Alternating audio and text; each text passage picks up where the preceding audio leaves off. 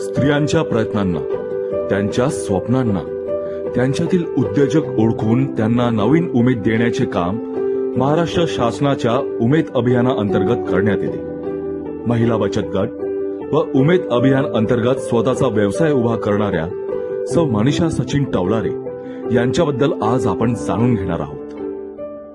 नमस्कार, माझं नाव मनीषा सचिन टवलारे, राहणार दाबा, तालुका नांदगाव खंडेश्वर, जिल्हा अमरावती। सर्वप्रथम मी एक गृहिणी होती। मी फक्त म्हणजे कपडे शिवत होती। कपडे केव्हा येत होते केव्हा नाही येत होते आणि खूप अडचण होती। त्यातल्या त्यात माझं लग्न झालं, त्याच्या काही दिवसानंतर माझ्या मिस्टरांची कंपनी सुद्धा बंद पडली। पण उमेद अभियानाला जुळल्यानंतर ऍक्च्युअली काय केलं पाहिजे, व्यवसाय काय केला पाहिजे त्याची पुरेपूर माहिती नव्हती। त्या टीमने आम्हाला व्यवसाय कसा केला पाहिजे, काय केला पाहिजे आणि हे ट्रेनिंग कुठे मिळते। आरसीडी मध्ये मी 10 दिवसाचं ट्रेनिंग घेतलं। त्या ट्रेनिंगच्या माध्यमातून जिल्हा उद्योगची केस केली। जिल्हा उद्योगच्या केसमधून मी 3 मशिनरी घेतल्या।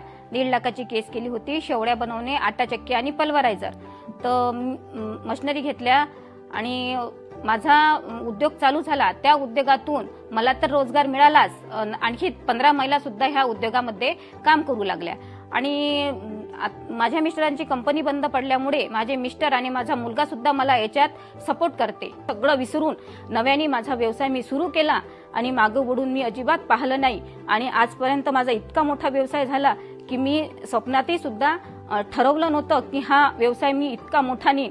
उमेदचा आणि आरसीटीचा आम्हाला सपोर्ट आजपर्यंत तर मिळतच राहिला, पण पुढच्या वाटचालीसाठी हा सपोर्ट आम्हाला सदैव असाच मिळत राहो अशी आम्ही आशा करते। महिला फक्त घरकामातच नाही तर या देशात आर्थिक अर्थव्यवस्थेतही आपला सहभाग देऊ शकते।